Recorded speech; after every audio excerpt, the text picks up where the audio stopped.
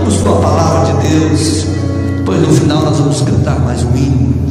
Pastor Evangelista Amaral, eu não sei se você está sentindo o que eu estou sentindo, mas há uma presença do Espírito Santo aqui nesta noite muito especial.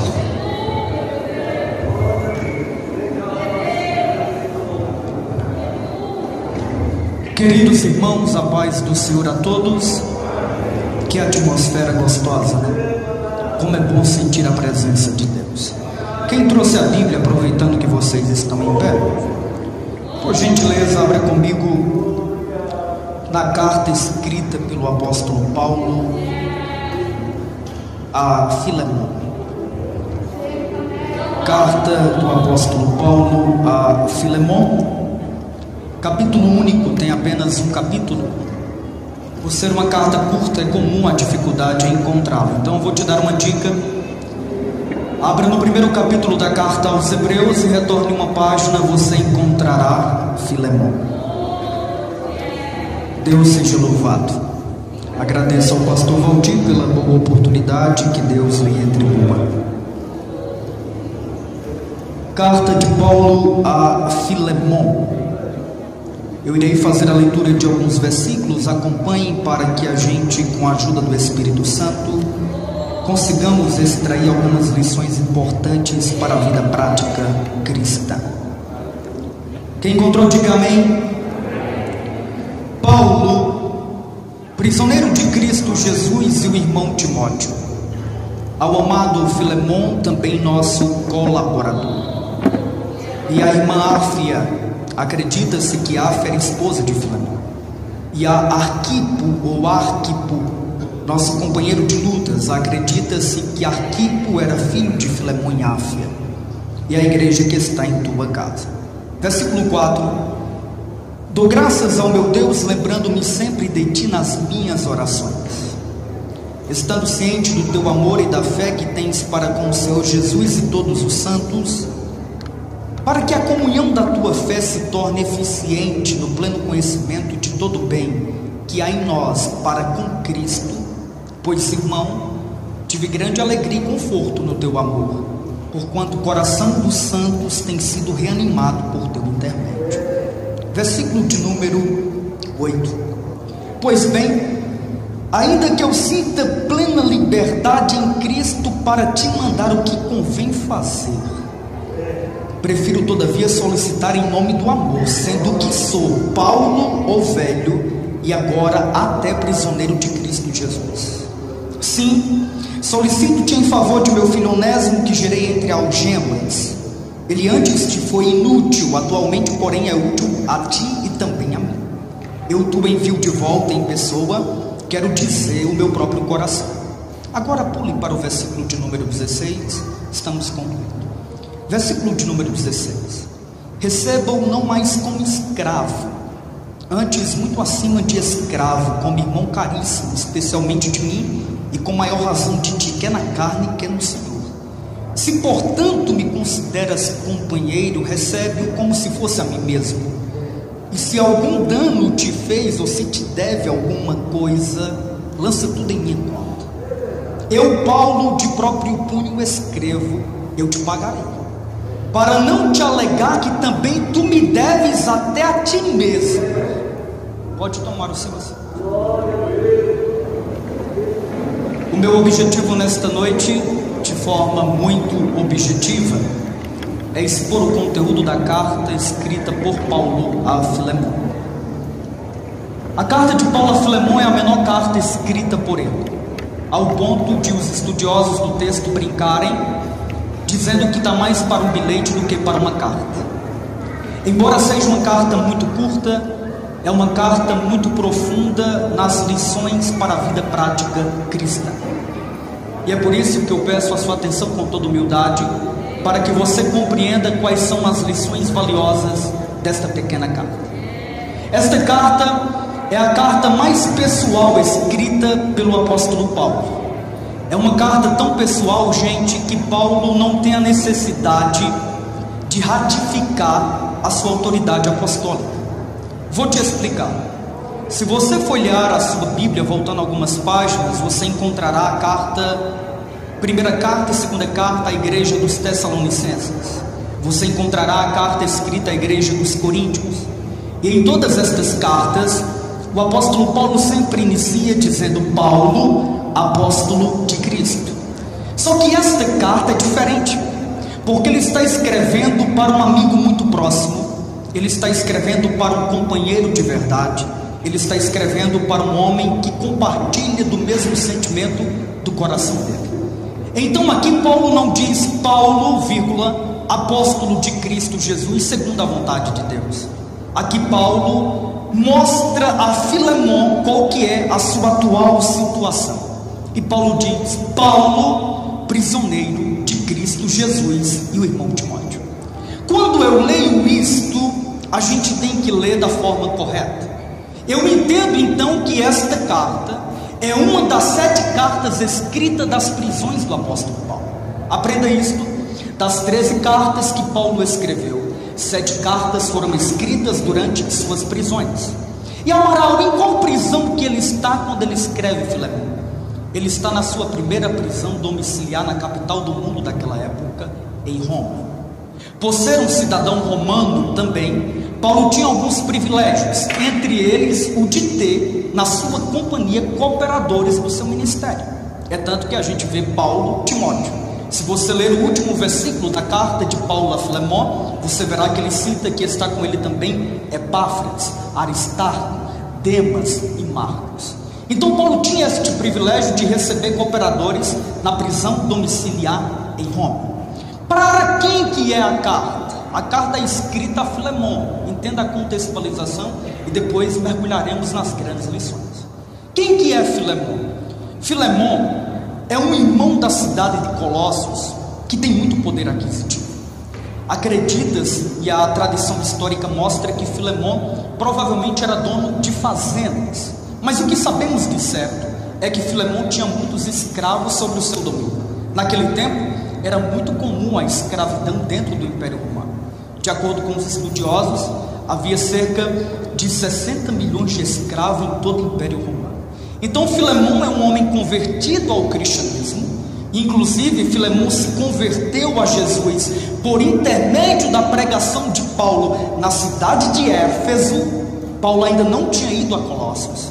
Quando Paulo pregou na cidade de Éfeso, Colossos não fica muito distante da cidade de Éfeso.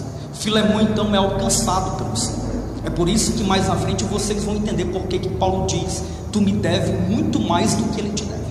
Agora, quem que é Onésimo, que é o outro protagonista desta carta e do enredo histórico que daria um belo filme? Onésimo é um escravo fugitivo de Filemon. E ele fugiu porque cometeu 2 crimes gravíssimos, que Filemon teria todo o respaldo pela lei para matar ou torturar Onésimo. O que ele cometeu? Ele roubou Filemon e ele fugiu de Filemon. Para onde ele fugiu? Ele fugiu para a capital do Império de Roma, do Império Romano, que era a própria cidade de Roma. E quem que está preso em Roma? O apóstolo Paulo. Então, entendendo este contexto, eu quero começar para que você entenda perfeitamente. A cidade de Colossos, aqui uma curiosidade muito importante. Perto da cidade de Colossos tinha outras 2 cidades muito importantes naquela época na região da Ásia Menor. A cidade de Laodiceia e a cidade de Herápolis. Aprenda isso aqui, porque o tema desta mensagem expositiva é as características de um verdadeiro cristão. Observe. Então nós temos Colossos, temos Laodiceia e do outro lado nós temos Herápolis. A cidade de Colossos era uma cidade que tinha águas frescas. É tanto que os ricos de Roma, quando era no tempo do verão, iam para as casas de veraneio na cidade de Colossos. Então em Colossos tem águas frescas. Em Herápolis tinham águas termais, que lembra, por exemplo, Caldas Novas. É tanto que os estudiosos dizem que as pessoas que tinham problema na epiderme, na pele, iam para Herápolis tomar banho nas águas termais de Herápolis, porque ficavam melhor e curavam muitas das vezes das enfermidades que tinham na pele. Só que Laodiceia, é muito importante dizer isso, Laodiceia não tinha, pastor Valdir, fonte de água própria. Então ela era abastecida pelas águas que vinham ou de Herápolis ou de Colossos, por tubulação. E quando chegava já em Laodiceia, a água estava morna. Então a primeira dica que fica, lembra de Jesus no Apocalipse, quando ele escreve à igreja de Laodiceia, ele diz: ó crentes de Laodiceia, vocês não são quentes e nem são frios, são mornos. É por isso que eu estou ao ponto de vomitar-te da minha boca. Jesus usa algo natural da região para mostrar algo espiritual dos crentes de Laodiceia. Então a gente tem que ter como primeira verdade desta mensagem expositiva que no reino de Deus não existem meios termos, ou a gente é ou a gente não é. Então eu acho muito interessante o enredo histórico, e aqui eu quero entrar na primeira grande lição do apóstolo Paulo, que está justamente no primeiro versículo. A expressão de Paulo é um pouco orgulhosa, e Paulo disse muito sobre isso: eu me orgulho no Senhor. Porque Paulo se tornou o maior de todos os apóstolos, e como ele mesmo disse, não eu, mas a graça de Deus comigo, eu trabalhei mais do que todos eles. O que Paulo nos ensina, que todo cristão deve guardar dentro do coração, como primeira verdade absoluta, é que todos aqueles que são cristãos de verdade, independente da situação que estejam, permanecem sendo de Jesus. Paulo, prisioneiro de Nero, não. Por mais que ele tenha um nome no rol do livro dos presidiários de Roma, Paulo não é um preso de Nero, Paulo não é um preso da guarda pretoriana. Paulo entende que a sua vida está no centro da vontade de Deus. Isso é muito impactante, pelo menos para mim, porque para um homem chegar a este nível de dizer que se orgulha de ser um prisioneiro de Cristo e entender que a sua vida está no centro da vontade de Deus, mesmo diante das dores da vida. Sabe como é que a gente chega nesse nível? Quando a gente entende outras coisas que Paulo diz. Porque é muito fácil ser de Jesus quando tudo vai bem, mas será que nós temos a capacidade de continuar sendo dele quando as coisas estão apertando para o nosso lado? Paulo, prisioneiro de Cristo, só diz isto quem entendeu o que ele disse aos Romanos. No capítulo 11, versículo 36, Paulo mostra porque ele entende que a vida dele é dominada por Cristo. Sabe o que Paulo diz? Porque dele, por ele e para ele são todas as coisas.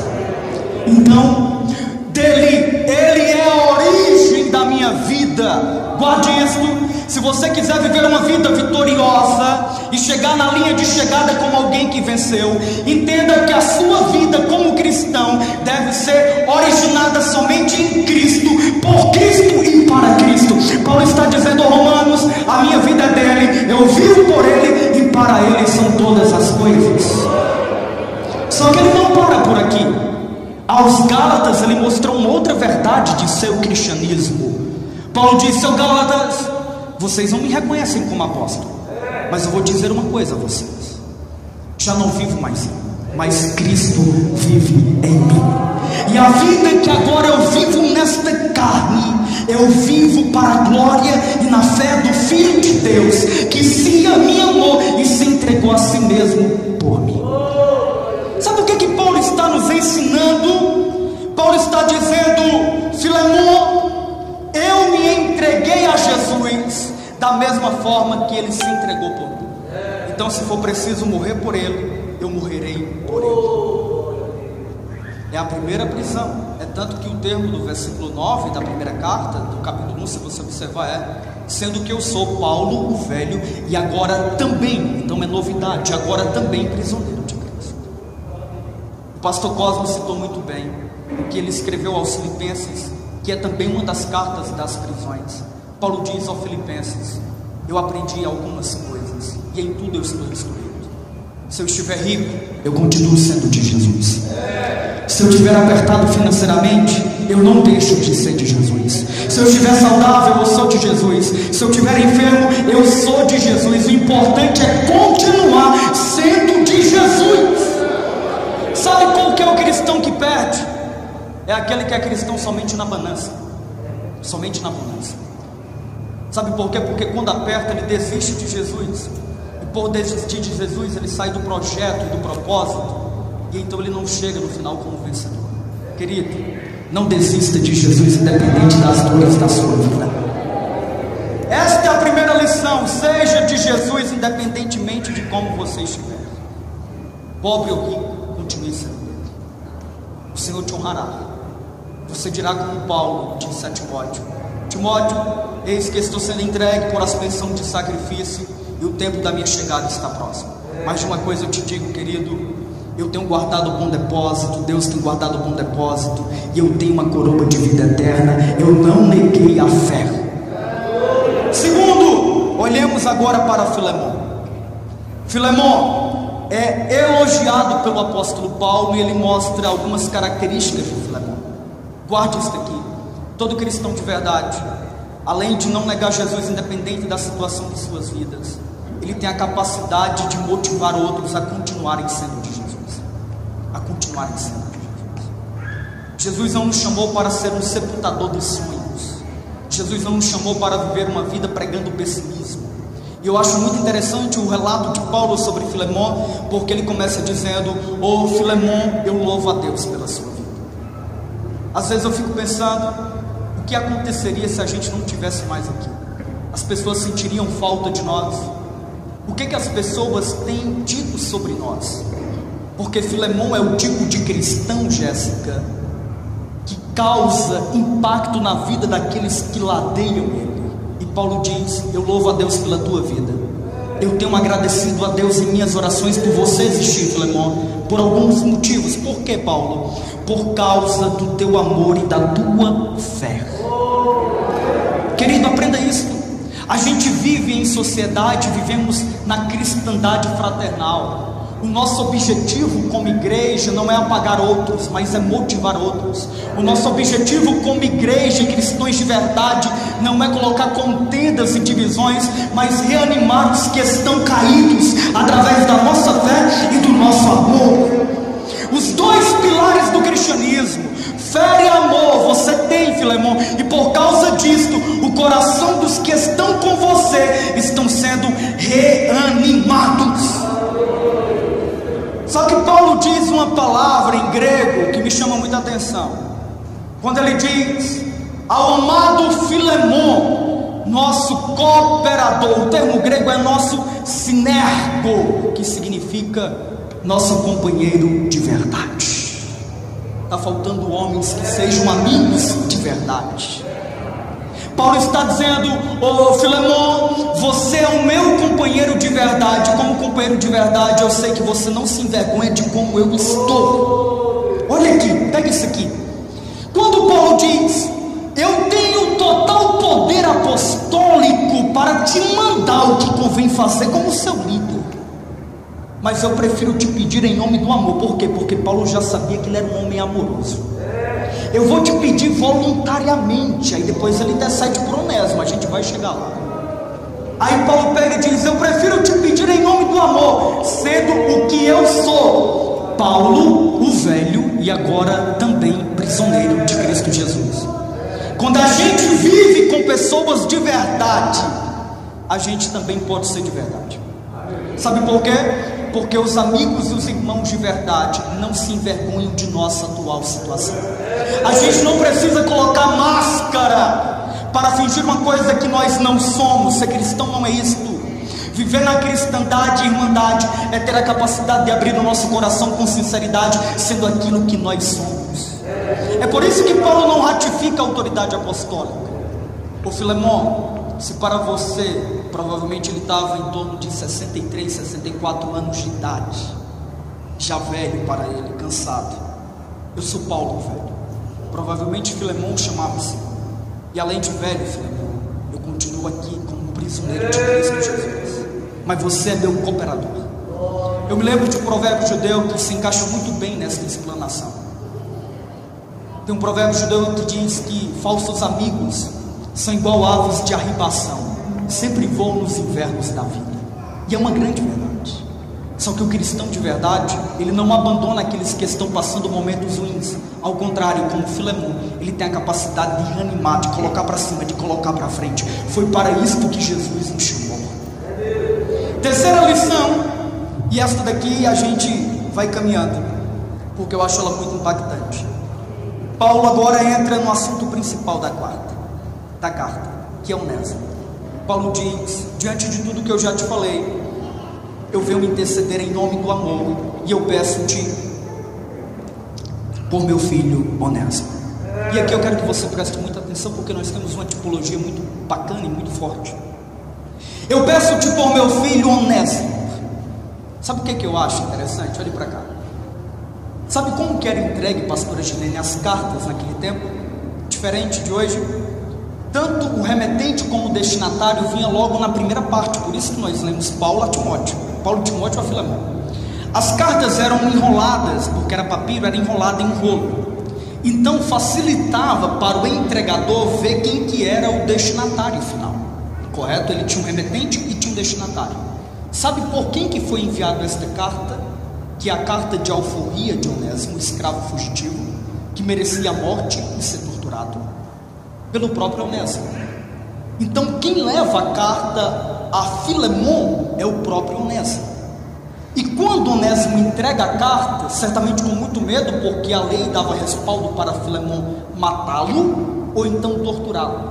E uma das formas de tortura para o escravo que era fugitivo e ladrão era ser colocado dentro de um tanque com peixes da espécie lampreia, que ficavam mordendo a carne dele, e muitos nem conseguiam resistir, morriam ali mesmo. Então, ao mesmo tempo que Onésimo tem o coração com a esperança de que será perdoado, Onésimo também tem medo. Mas quando ele entrega, certamente rapidamente Filemão pega e fala: é de Paulo. E quem que é Paulo para Filemão? O homem que o levou a Cristo. Sabe por que eu gosto do Evangelho? É porque o Evangelho, ele sempre nos dará outra oportunidade. Os homens podem não te dar outra chance. Os homens podem pegar em pedras para te apedrejar. Mas o Evangelho de Cristo, se você quiser, te dá outra oportunidade de recomeçar. Então a esperança de Onésimo, que é um homem convertido a Cristo, é que ele alcance também a misericórdia de Filemão, que é o seu Senhor. Então quando Filemão pega e lê, certamente ele domina a sua raiva, ou talvez domine a sua mágoa, e rapidamente ele começa a ler a carta. Quando ele lê: peço-te por meu filho Onésimo, que gerei nas minhas prisões, Paulo aplica uma coisa muito impactante, o qual no outro tempo te foi inútil, mas agora é útil para mim e também para ti. Olhe para cá, aprenda uma lição para a vida em todas as áreas.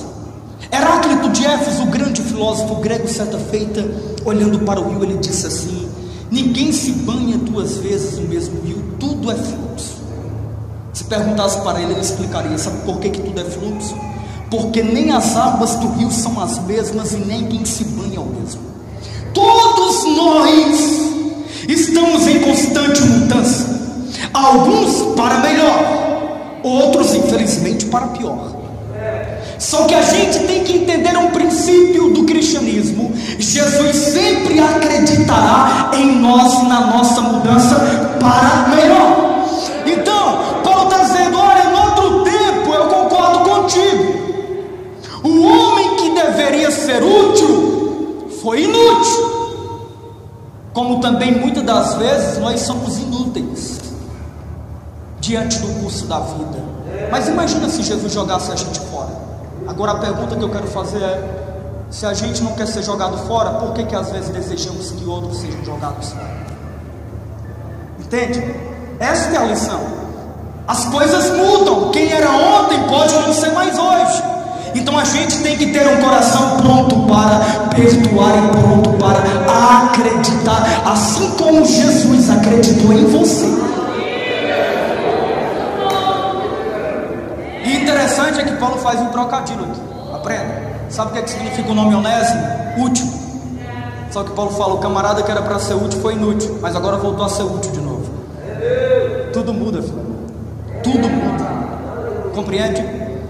Mas continuando aqui, todo cristão de verdade, ele sabe que Deus é o Deus da segunda, da terceira, da quarta oportunidade. Eu me lembro que li em um livro esses dias uma história muito bacana, eu quero compartilhar. Certo dia, num casamento judeu, um jovem chegou e um professor já mais idoso, famoso lá da região, e disse: ô professor, quanto tempo, que alegria te encontrar aqui, você inspirou muito a minha vida. Aí o professor olhou para ele: você foi meu aluno? Sim, eu fui seu aluno lá na terceira série, o senhor não lembra de mim, meu nome é tal, teve um envolvimento lá, uma história muito marcante. Ele falou: me perdoa, mas eu não consigo lembrar, é tanto nome, é tanta gente. Ele: poxa professor, realmente o senhor não lembra? Deixa eu te lembrar uma história aqui, que o senhor vai conseguir lembrar quem sou. Um dia um colega ganhou um relógio de pulso muito bonito dos pais dele, e eu tinha muita vontade de ter um relógio daquele, mas não tinha condições, e eu roubei o relógio do meu colega, e ele se queixou para o senhor, e o senhor sabiamente fechou a porta da sala e perguntou e disse: quem foi que pegou o relógio do colega? Deve devolver agora. O relógio estava no meu bolso, meu coração se apertou, eu fiquei envergonhado, eu queria muito aquele relógio para mim. Ninguém te respondeu, e o senhor de repente pegou e disse: então pessoal, eu vou ter que tomar uma atitude não muito confortável, eu vou ter que colocar todos vocês aqui na parede, e todos vão fechar os olhos, e eu vou colocar a mão no bolso de cada um de vocês, eu quero saber quem que pegou o relógio do colega. E meu coração apertou mais ainda, porque seria a maior vergonha, como que eu seria taxado naquele dia, como um garoto ladrão. E de repente eu estava no meio da fila, professor, o senhor foi passando, eu vendo que o senhor estava chegando perto, de repente o senhor colocou a mão no meu bolso e encontrou o relógio, mas o senhor não parou. Eu abri meus olhos e vi que o senhor continuou de costas para mim, colocando a mão no bolso de cada uma das crianças. Depois que o senhor terminou, o senhor pegou o relógio e entregou para o dono. A gente foi embora, e o senhor nunca mais tocou naquele assunto. O senhor nunca chegou em mim e não me falou nada. Por que o senhor não chegou em mim, professor? Aí ele pegou e disse: querido, é porque naquele dia eu também estava com os olhos fechados. Qual que é a moral da história? Às vezes a gente é muito rápido em ver os defeitos e os erros dos outros, mas não enxergamos as qualidades. O que Paulo está querendo dizer para Filemon é: Filemon, acredite no potencial de Onésimo ser diferente, acredite nas qualidades dele, feche um pouco os olhos para o defeito e para o erro dele. Imagina se Jesus olhasse só para os nossos defeitos. É isso que eu acho impactante. Só que Jesus contou uma parábola muito interessante sobre este assunto. Uma vez Pedro perguntou assim: ô mestre, quantas vezes eu devo perdoar o meu irmão? 7 vezes. Jesus pegou e disse: não, 70 vezes 7. Aí de repente ele encaixou uma parábola muito forte. Eu vou dizer uma coisa a vocês: o reino de Deus é semelhante a um rei, a um senhor, como Filemon. Observe aqui e vocês vão entender a tipologia. É semelhante a um rei que de repente decidiu bater as contas com todos os seus servos, e de repente trouxeram um servo que lhe devia 10.000 talentos. Este servo não tinha capacidade de pagar dele, e de repente o rei disse: então venda ele, venda a esposa dele, os filhos e todas as coisas que ele tem, e paguem a dívida. Só que aquele servo prontamente se prostrou diante do Senhor e disse: tenha misericórdia de mim, tenha paciência comigo, eu te pagarei a dívida. Aí de repente o rei olha e diz assim: você está livre e está perdoada a sua dívida. Só que quando o servo saiu, o servo perdoado saiu, na parábola de Jesus, chega um dos conservos dele neste servo que foi perdoado, e quando ele enxerga o servo perdoado chega e diz assim: me pague a dívida que você me deve. Sabe quanto que era a dívida? 100 denários. E o homem fez da mesma forma que ele tinha feito com o seu servo, com o seu rei: me perdoe, tenha paciência comigo e eu te pagarei a dívida. Mas aquele servo que havia sido perdoado há pouco tempo pelo rei supremo não teve a capacidade de perdoar aquele que lhe devia 100 denários. É o retrato fiel de muitos de nós. Eu me lembro da oração do nosso irmão católico Francisco, que dizia: é perdoando que se é perdoado. Sabe qual que é mais impactante? Porque a parábola termina, sabe como, gente? Se vocês não perdoarem quem ofendeu vocês, Deus também não perdoará vocês. Quanta gente vivendo com ódio e amargura no coração, intrigado de pai, de mãe. Querido, se você é intrigado de alguém da tua família nesta noite, a palavra de Deus para você é: perdoe se você quiser ser perdoado. Então é isto que Paulo apresenta a Filemon, e ele é muito mais ousado, porque quando ele vai terminar, ele diz o seguinte: e se você porventura não quiser perdoar a ele, se ele te deve alguma coisa, coloque na minha conta, coloque na minha conta. Aí ele coloca uma observação assim: eu de próprio punho escrevo, porque geralmente Paulo ditava para alguém escrever, só que esta parte ele pegou a pena, com a letra dele escreveu: eu de próprio punho escrevo, tu pagarei. Só que agora ele pega Filemon pelo colarinho e coloca na parede e diz assim: eu te pagarei para você não dizer para mim nada, mas eu quero te lembrar uma coisa: lembra-te que tu deve a mim até a ti mesmo. Paulo está dizendo: ô Filemon, você era um homem perdido e eu te entreguei e te conduzi à vida eterna. Você me deve a sua própria vida. Então Paulo está dizendo: se você não perdoar ele, você continua me devendo. Então o que Paulo quer dizer? Tu me deve muito mais a mim do que ele deve a ti. Agora, se você não quiser, eu te pago. Eu te pago. Aí ele termina a carta dizendo assim: eu sei que você fará muito mais do que eu te peço. Sabe qual que é a moral da história? Olha o poder do Evangelho. Olha o poder do Evangelho. Filemon é a representação fiel de Deus na tipologia bíblica. Paulo, a representação fiel de Jesus. E todos os senhores e as senhoras aqui dentro, juntamente comigo, somos a representação fiel de Onésimo. Roubamos a Deus, éramos inimigos de Deus, mas Jesus intercedeu por cada um de nós diante do Pai. Sabe como que ele intercedeu? Ele chegou e disse: Pai, pega o Francisco e recebe-o como meu próprio coração. Você acha que o Pai rejeita aquele que Jesus pegou e levou até ele? De forma alguma.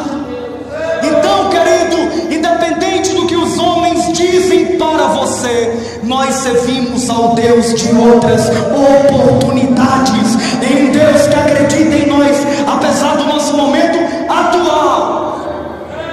Sabe o que é que nós temos que fazer? Como os judeus geralmente fazem sempre que pecam. A oração deles é: ó Deus da segunda oportunidade, aqui estou eu novamente. Eu termino fazendo a leitura do que Paulo escreveu aos Colossenses. Lembro que Filemon era da cidade de Colossos, e a igreja que tinha em Colossos era a igreja dos Colossenses. Olha o que Paulo escreveu, se coloque de pé por gentileza. Colossenses capítulo 1, versículo 20 e 22 ao 22. Que havendo por ele feito a paz pelo sangue da sua cruz, por meio dele reconciliou consigo mesmo todas as coisas, tanto as que estão na terra como as que estão nos céus. A vós também, que no outro tempo ereis estranhos e inimigos no entendimento pelas vossas obras más, agora contudo vos reconciliou. A gente já não é mais inimigo de Deus, mas por causa da intercessão do Filho e da morte do Filho na cruz do Calvário, nós fomos aceitos de novo, mas não para sermos torturados e mortos e lançados no inferno, mas para sermos feitos não mais escravos, e sim filhos amados de Deus. Paulo disse: não o receba mais como escravo, Filemon, mas o receba como irmão amado, tanto de mim como de ti, e também do Senhor. Querido, nós servimos ao Deus das outras oportunidades. A oração do Pai Nosso é: perdoai as nossas ofensas, assim como nós temos perdoado aqueles que nos têm ofendido. Libere o perdão para ser perdoado. Acredite nas pessoas para que também acreditem em você. Que Deus abençoe a sua vida. Eu agradeço pela oportunidade.